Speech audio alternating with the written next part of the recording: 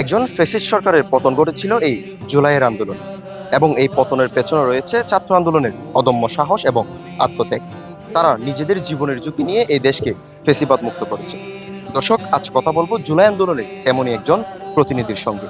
তরুণ প্রজন্ম কিভাবে তাদের দাবি আদায়ে সোচ্চার হয়েছিল এবং তাদের মূল লক্ষ্য কি ছিল, সে সম্পর্কে জানবো তার কাছ থেকে। ধন্যবাদ। আমি প্রথমত শ্রদ্ধার সাথে স্মরণ করছি জুলাই আন্দোলনে যে সকল শহীদ এবং আহত হয়েছে সেই সকল ভাইদের আত্মার মাগফিরাত কামনা করি। যেসব ভাইয়েরা আহত হয়েছে তাদের জন্য দোয়া কামনা করি। আমি মোহাম্মদ আবু বকর সিদ্দিক ফরহাদ, কক্সবাজার পলিটেকনিক ইনস্টিটিউট থেকে ছাত্রদলের সভাপতি ক্যান্ডিডেট। আগের জিলংয়ের 4 নম্বর ওয়ার্ডের সাবেক সভাপতি ছিলাম 2020 সালে।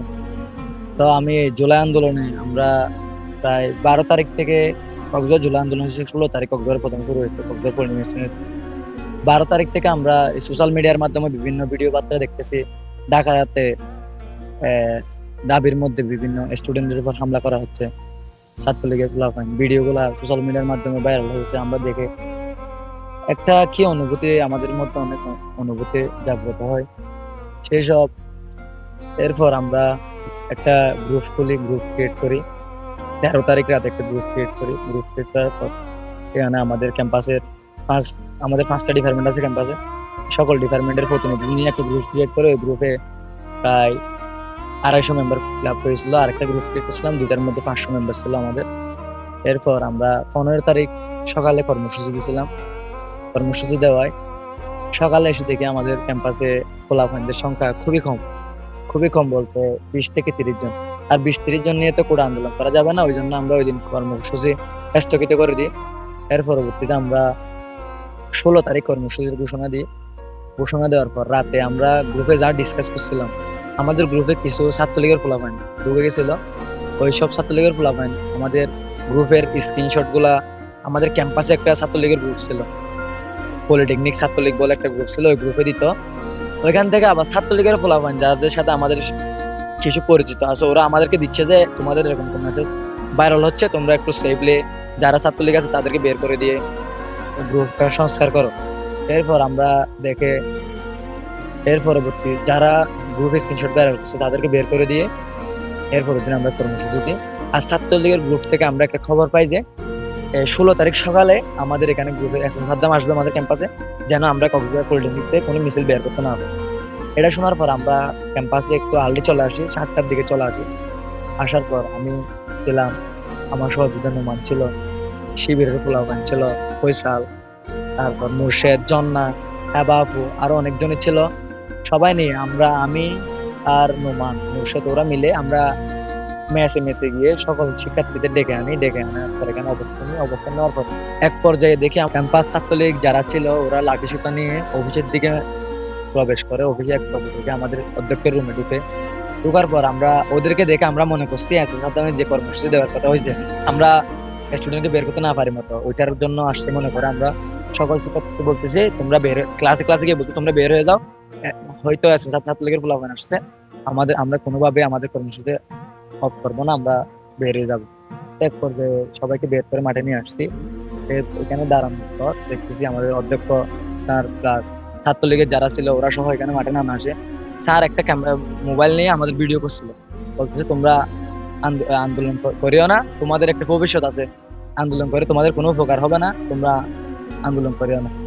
তো আমরা কি করছি, স্যারকে বলতেছি স্যার আমাদের ন্যায্য দাবি কোটার জন্য, আমরা কোটা নিয়ে যদি আমাদের চাকরি পেতে, আমাদের তো কোনো মুক্তিযোদ্ধা কোটা নাই, মুক্তিযোদ্ধা নাই কেউ, আমরা মুক্তিযোদ্ধা কোটা না পাইলে, অন্যান্য কোটা না থাকলে তা আমরা পড়ালেখা করে আমরা আমাদের রেজাল্ট নিয়ে কেমনে আমরা ভালো চাকরি পাবো, আমরা চাকরি না পাইলে আর পড়ালেখা করে লাভটা কি, তাহলে আমরা পড়ালেখা না করি।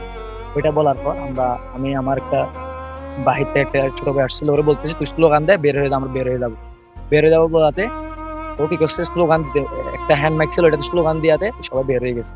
বের হওয়ার পর দেখি বাহিরে র্যাবের 2 গাড়ি র্যাব, তারপর পুলিশ সবাই দাঁড়ায় থাকছে আমাদের কর্মসূচি বাধা দেওয়ার জন্য। তা আমরা বের হয়ে এখানে সামনে গিয়ে আমরা কর্মসূচি বাড়াইতে চাইছি, আমরা ওইটা ওদেরকে উপেক্ষা করে, ছাত্রলীগ যারা আছে তাদেরকে উপেক্ষা করে আমরা ওদেরকে উপেক্ষা করে আমরা মিছিল সহকারে চলে যাওয়ার পর এক পর্যায়ে দেখি আমরা সামনে যাওয়ার পর পিছনে যারা ছিল মধ্যখান থেকে অর্ধেক বিভক্ত করে ফেলছে পুলিশ আর র্যাব, ছাত্রলীগের পোলাপাইন মিলে অর্ধেক বিভক্ত করে ওদেরকে এদিকে নিয়ে আসছে, আমরা ওদিকে চলে গেছি। এরপর যে আমাদের ফোন করে বলা হচ্ছে আমাদেরকে আটকে ফেলছে, তোমরা চলে গেছো, আমরা আসতেছি, তোমরা লিঙ্ক রোড অবস্থান করো। তা আমরা এক পর্যায়ে গিয়ে লিঙ্ক রোড অবস্থান করার পর আমরা চিন্তা করি আমরা গভর্নমেন্ট কলেজের দিকে যাই, যেহেতু তিনটায় সকল ক্যাম্পাসের এক্সাম শেষ। গভর্নমেন্ট কলেজের এক্সাম শেষ, আমু কলেজ, সিটি কলেজ সবখানের এক্সাম চলতেছে তখন। তিনটা এক্সাম শেষ, আমরা গভর্নমেন্ট কলেজের দিকে মুভ করি। তো আমরা গভর্নমেন্ট কলেজে মুভ করছি। এই করার পর যাওয়াতে আমরা ইউটার্ন যেটা আছে গভর্নমেন্ট কলেজের আগে, যেটা রেল স্টেশনের ইউটার্ন আছে, ওই টার্ন থেকে আমরা ইউটার্ন নিয়ে ফেলছি। আবার ক্যাম্পাসের এক্সাম শেষ হয় নাই, আমরা গিফট করবো এখানে, ওই জন্য ইউটার্ন নিয়ে আবার লিঙ্ক রোডের দিকে মুভ করছি। আমরা লিঙ্ক রোড দিকে চলে আসার পর এক পর্যায়ে অনেকক্ষণ অবস্থান নিয়েছিলাম। অবস্থান নেওয়ার পর আবার সরকারি কলেজ থেকে ফোন আসছে আমরা বের হবো, আপনারা সহ ওইদিকে চলে আসেন। তা আমরা আবার ওইদিকে মুভ করার পর আমরা ওইদিকে গেছি। ওইদিকে যাওয়ার পর পুলিশের সাথে একটা হাতাহাতি হয়েছে আমাদের যাওয়ার পথে। তা আমাদের বীর মেয়ে যে কলেজের যারা অগ্নিকন্যা ছিল আমাদের, ওরা ধাক্কা দিয়ে পুলিশকে বাধা উপেক্ষা করে আমরা সামনে চলে গেছি। চলে যাওয়ার পর ক্যাম্পাসের সামনে যাওয়া না যাওয়াতে সামনে দেখে বাইক নিয়ে ছাত্রলীগের কতগুলো পোলাপাইন আসছে, প্লাস আগে থেকে কতগুলো অবস্থারত ছিল। হঠাৎ করে দেখি রাজীব, সবাই বলে যে আহ্বায়ক যে রাজীব আছে, ইস্তিয়াকুর রহমান রাজীব মনে হয়, রাজীব হঠাৎ করে একটা পুলিশ স্টিক, এটা আমি প্রথমে পুলিশের হাতে দেখছিলাম, আমরা যাওয়ার সময় দেখছি পুলিশের হাতে, পুলিশ থেকে একটা পুলিশ স্টিক নিয়ে বের করে হঠাৎ করে মেয়েদের উপর আক্রমণ শুরু করে দিয়েছে। আমাদের মেয়েরা ছিল সবসময় ফ্রন্ট লাইনে, আমরা থাকতাম পিছনে, ফ্রন্ট লাইনে থাকতো। হঠাৎ করে দেখি আমাদের মেয়েদের গায়ে আঘাত করে ফেলছে। আঘাত করার পর পুরা স্টুডেন্ট সবাই বয়ে চন্ন বিচ্ছন্ন হয়ে গেছে, এদিকে ওদিক ছুটে যাওয়ার পর আমাদের পোলাপাইন সবাই আবার, আমরা তো নিরস্ত্র ছিলাম, আমাদের হাতে কোনো হাতিয়ার ছিল না, কোনো লাঠি ছিল না, কোনো কিছু ছিল না, অস্ত্র ছাড়া আমরা গেছি। কারণ আমাদের চিন্তাধারা ছিল আমরা শান্তিপূর্ণ কর্মসূচি করবো, শান্তিপূর্ণ আন্দোলন করবো, আমরা কাউকে আঘাত করবো না, কারোর সাথে বেজালে যাব না, আমরা শান্তিপূর্ণ কর্মসূচি করবো। তো এক পর্যায়ে গিয়ে যখন আমাদের মেয়েদের গায়ে হাত তোলা হয়েছে, তো আমাদের স্টুডেন্টরা আর চুপ থাকে নাই।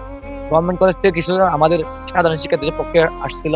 তারপর আমাদের সবাই যেখান থেকে পারে লাঠি চুটা নিয়ে যেখান থেকে পারে গভর্নমেন্ট কলেজ থেকে ছাত্রলীগের দিকে ওরা ভিতরে ঢুকে গেছিল। সামনে কিছু ছাত্রলীগের বাইক টাইক ছিল, ওগুলা ভাঙচুর করে স্টুডেন্টরা উত্তেজিত অবস্থায়, উগ্র মেজাজ। কারণ মেয়েদের গায়ে হাত তোলা হয়েছে, ওইটা সবার আবেগের জায়গা। একটা মেয়ে মানুষ আমাদের বন্ধুদের উপর কেমন হামলা করছে, ওইটার জন্য সবাই ওই সামনে যে বাইক টাইক ছিল ওগুলো ভাঙচুর করার পর আমরা এক পর্যায়ে আবার কলেজের দিকে মুখ করে আমাদের জন্না, যে আমার সহযোদ্ধা জন্না, আমার বোন জন্না সহ সবাইকে নিয়ে আমরা ক্যাম্পাসের দিকে আবার মুভ করার পর ক্যাম্পাসে আসছি। ক্যাম্পাসে বসে অনেকক্ষণ স্টে করছি, এখানে স্টে করার পর আমার আবার ফোন আসছে যে ছাত্রলীগের পোলাপাইন বাইক নিয়ে অনেক 200-300 প্লাস তোমাদের ক্যাম্পাসের দিকে আসতেছে, যারা ক্যাম্পাসে গভর্নমেন্ট কলেজে হামলা করছে তাদেরকে ধরার জন্য আসতেছে, তোমরা কোনো একটা ভালো জায়গায় অবস্থান নাও, আসুক, সমস্যা নেই, দেখবো যেটা হবে দেখা যাবে। তো আসার পর আমরা কি করছি, এখান থেকে বাসায় ফ্রেশ হতে গেছি। আমরা আন্দোলন করে এসে বাসায় ফ্রেশ হতে গিয়ে আবার এটা মানতে হবে শিবিরও আমাদের যথেষ্ট পরিমাণ হেল্প করছে, ছাত্রদল আমাদের হেল্প করছে। কাউকে ছোট করার, আমার যেটা সত্যি এটা সত্য বলতে হবে, আমার থেকে যেটা দেখছি, আমার সাথে যারা সহযোগিতা ছিল তাদের কথা বলতে হবে। তো বাসায় গিয়ে ফ্রেশ হয়ে বের হওয়ার পর আবার দেখি 3টার আগে কর্মসূচি দিছে।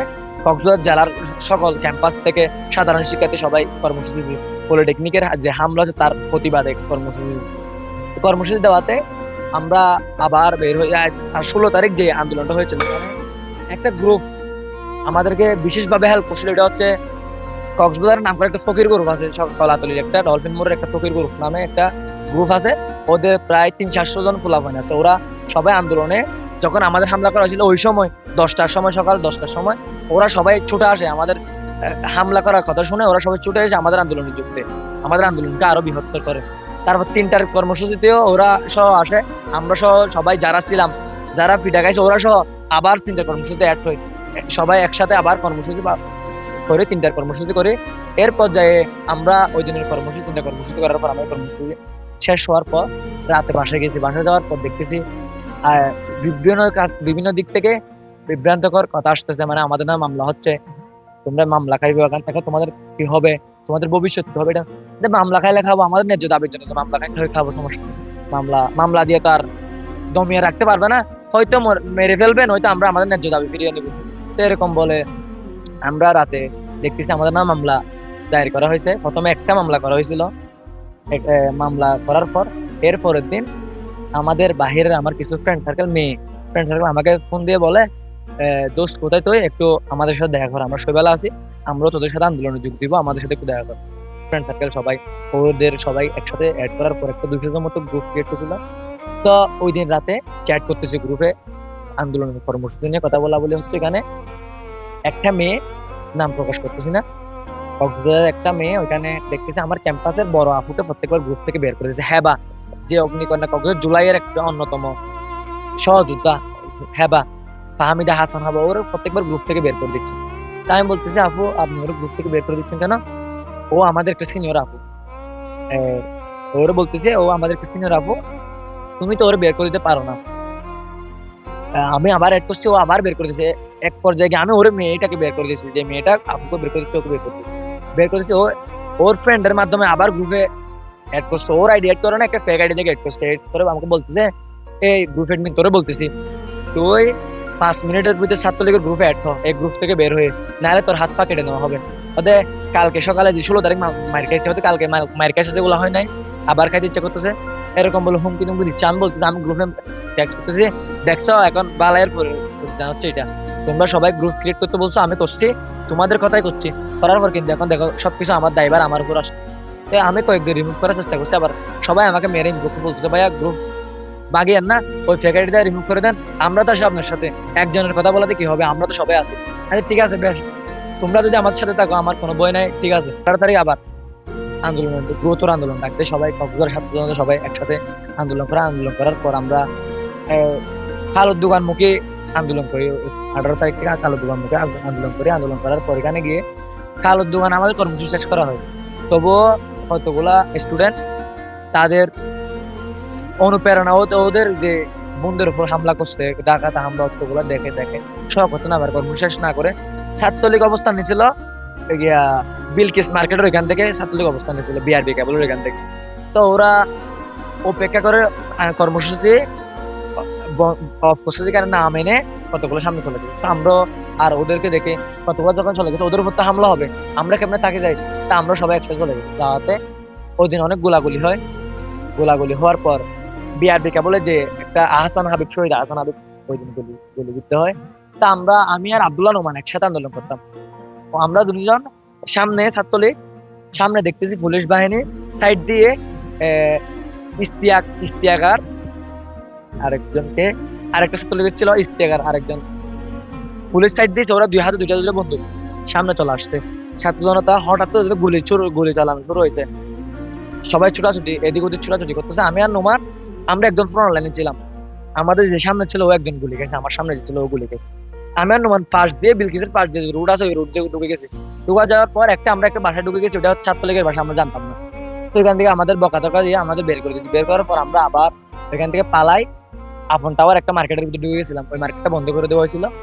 এক পর্যায়ে আমরা আবার বের হই, বের হওয়ার পর সাথে কিন্তু আবার একসাথে জড়ো হওয়ার পর আমি কি করছি, অনেকজন তো গুলি গেছে, ছোট ছোট ছেলে, ক্লাস 6 এর, 8 এর, 10 এর, কোনো কলেজে উঠছে, এরকম ছেলে গুলি গেছে। আমি আর নোমান সিদ্ধান্ত নিয়েছি আমরা হাসপাতালের দিকে যাই, যেটা হবে আমরা আগে আমাদের সহযোদ্ধা গুলাকে দেখে আসি ওদের কি অবস্থা। আমি আর নোমান হাসপাতালে যাই, হাসপাতালে গিয়ে দেখি অনেক ছেলে, ছোট ছোট ছেলে কান্না করতেছে। কত ছোট ছেলে মানে এগুলা দেখে কি বলবো, আমার আমার কান্না চলে আসছে। আমি ওগুলো দেখে, ছোট ছোট ছেলে গুলি বিদ্ধ হয়ে, নাকের মধ্যে গুলি, রাবার বুলেট, পুলিশের রাবার বুলেট, বুকের মধ্যে, নাকের মধ্যে, মাথার মধ্যে, সবখানে দেখি বুলেট। তা আমরা ওদের নাম ঠিকানা পরে কথা বলার সুযোগই পাচ্ছি না, আমরা আমাদের নাম দিয়ে এন্ট্রি করে অনেকজনকে ভর্তি করে দিছি। ভর্তি করে আমরা দেখে শুনে হঠাৎ করে এখানে আবার ছাত্রলীগ হাসপাতালের মধ্যে ঢুকে গেছে, আমরা পালাই গেছিলাম। তখন পালাই গিয়ে আমরা আবার আসছিলাম, ছাত্র জনতা আবার একত্রিত হয়ে আবার আসছিলাম। এরপরে গোলাগুলি হওয়ার পর অনেকদিন কারফিউ জারি হয়েছিল, কারফিউ জারির অনেকটা আন্দোলন অব্যাহত ছিল। এরপর 29 তারিখের দিকে আবার আন্দোলন শুরু হয়। শুরু হওয়ার পর আমরা শেখ হাসিনার পক্ষ থেকে একটা কর্মসূচি দেওয়া হয়েছিল, শোক দিবস, যে যারা শহীদ হয়েছে আন্দোলনে, যারা মারা গেছে ওদের জন্য একটা শোক দিবস পালন করা হয়, কালো কাপড় পরে একটা শোক দিবসের রং যখন কালো। তা আমাদের কেন্দ্রীয় ছাত্রদল নাসির ভাই কর্মসূচিটি দেওয়া হয়েছিল নাসির ভাইয়ের পক্ষ থেকে, আমি যতটুকু জানি একটা লাল কাপড় পরিধান করে কর্মসূচির ডাক দিয়েছিল। তো ওইটার মধ্যে আমরা কর্মসূচিতে অংশগ্রহণ করি। ওই দিন প্রথম কক্সবাজার কারফিউ ভাঙা হয়, কক্সবাজার প্রথম কারফিউ 17 জন, আমরা 17 জন মতো ছিলাম, 17 জন আমরা কারফিউ ভাঙি। ওই দিন 17 জন, আমাদের ফুটেজ আছে, আমাদের ফুটেজ ভিত্তিক আছে আন্দোলন, তখন 17 জন আন্দোলন করতেছিলাম, লাল কাপড় মাথায় দিয়ে মুখে দিয়ে আমরা আন্দোলন করছিলাম, সবাই জড়ো হয়ে। আমরা ছিলাম 17 জন, পুলিশ ছিল 34 থেকে 37 জন পুলিশ ছিল। আমরা পুলিশকে অপেক্ষা করে বই না পেয়ে আমাদের নিয়ে গেলে নিয়ে যাবে, বইয়ের কোনো কারণে আমরা লিঙ্গুর চত্বরে অবস্থান নিয়ে আমরা কর্মসূচি পালিত করি, কর্মসূচি করি। তা এরপর আমরা আরো 2-3 দিন একটা আন্দোলন হয়। বড় আন্দোলন হওয়ার আগে ছোট ছোট বৃষ্টির মধ্যে সব কেউ আন্দোলন আসতে চাইছিল না। তা আমরা 30 জন 20 জন যা পাই তা 2-3 দিন ধরে আমরা কর্মসূচি চালাই রাখছি। আমাদের কর্মসূচি মানে অফ করতে দিই নাই, কর্মসূচি অফ করতে দিই নাই, কর্মসূচি চালাই রাখছি। যা পারি 30 জন 25 জন যা পারি তা নিয়ে। এরপর বৃহত্তর আন্দোলন লাগবে আবার। তো 4 তারিখ আবার বড় আন্দোলন হয়। ওইখান থেকে সবাই আন্দোলনে গিয়ে 4 তারিখ আবার একটা গঙ্গাস্থল আবার মার্শালের গুলিতে একজন মারা যায়। ও লাশটা শনাক্ত করা হয় নাই, ও লাশটা রোহিঙ্গা হিসাবে সম্বোধন করা হয়েছিল। তো এই আর কি আমাদের জুলাইয়ের স্মৃতি, জুলাইয়ের আবেগ। আমরা যে জুলাই, আমি বলতে চাই জুলাই নিয়ে আমাদের অনেক আবেগ তৈরি আছে। একটা দল, রাজনৈতিক দল করাটা আমরা কখনো কাম্য নয়। একটা রাজনৈতিক দল করে আমাদের জুলাইকে হাসির পাত্র করছে ওই রাজনৈতিক দল করে, সবার সম্মতিকরণে। এখন জুলাই যুদ্ধ আগে যদি নাহিদ স্যার যদি ডাক দিত, আগে আসতো 5,000 মানুষ, এখন আসবে 500 মানুষ, 100 মানুষ। আগে নিয়ে এখন নিয়ে অনেক পার্থক্য। কারণ সবাই জুলাইয়ের সহযুদ্ধে সবাই এনসিপি ছিল এরকম কোনো কথা নেই, জামাত ছিল এরকম কোনো কথা নেই, ছাত্রদল ছিল এরকম কোনো কথা নেই। এখানে সবাই সাধারণ শিক্ষার্থী, ছাত্রদল, জামাত, শিবির, আরো বিভিন্ন ধরনের আওয়ামী ফ্যাসিস্ট বাহিনীর বিরোধিতা যেগুলো দল আছে সকল দলের অবস্থান ছিল। এখন যখন আপনারা একটা দল করে ফেলছেন, এখন আপনাদের থেকে বিভক্ত হয়ে গেছে, ছাত্রদল বিভক্ত হয়ে গেছে, বিএনপি বিভক্ত হয়ে গেছে, জামাত বিভক্ত হয়ে গেছে। এখন আপনাদের ডাকে কোনোদিনও জামাত যাবে না। আপনারা যদি একটা কর্মসূচি ডাক দেন, জামাত কোনোদিন যাবে না। আপনারা যদি একটা কর্মসূচি ডাক দেন, বিএনপি কোনোদিন যাবে না। একটা রাজনৈতিক দল গঠন করেছেন আপনারা, দেখতেছি সবখানে আপনারা পদযাত্রা শুরু করতেছেন। জুলাই গিয়া এনসিপির পদযাত্রা, ওইখানে সবখানে দেখতেছি জুলাই নিয়ে, জুলাইকে বিক্রি করতেছেন আপনারা। এটা কখনো কাম্য না। জুলাই আপনাদের দেখান না, জুলাই একা আমারও না। আপনি যেভাবে ঢাকাটা আন্দোলন করছেন, আন্দোলন সময় চালাই গেছেন, আমরা একইভাবে আমরা কক্সবাজার আন্দোলন সময় চালাই গেছি। গুলির সামনে আমরাও ছিলাম, আপনারাও ছিলেন। গুলি আপনারা খাইলে আমরাও খাইতাম। কথাটা হচ্ছে এরকম, আপনারা একটা দল গঠন করে, তবুও চাই আমরা দল গঠন করতে, বেশ সমস্যা নাই। আমরা চাই সুস্থভাবে রাজনীতি চলুক, বাংলাদেশের রাজনীতি হোক সুস্থ সবল। বিএনপি, জামাত, এনসিপি সবাই মিলে সুন্দর দেশ গঠন করুক, যাদের উদ্যোগে, সকল দলের উদ্যোগে, যার যার উন্নতি তারাই করবে। ক্যাম্পাসের উন্নতি হোক, দেশের উন্নতি হোক, দেশের সাধারণ জনতার উন্নতি হোক, আমরা এটাই চাই। তো আমার জুলাই প্রেরণা, জুলাই আমরা ধরে রাখতে চাই। জুলাই আমাদের রক্ত জড়িয়ে আছে, আবেগ জড়িয়ে আছে। জুলাই আমাদের কখনো ভোলার মতো নয়। দর্শক, ফরহাদ সিদ্দিকীর মতো আরো অসংখ্য ছাত্রছাত্রী এবং সাধারণ জনতার অদম্য সাহস এবং আত্মত্যাগী আছে বাংলাদেশ স্বৈরাচার মুক্ত। Rezaul Karim Reza, voice all 24, Cox's Bazar.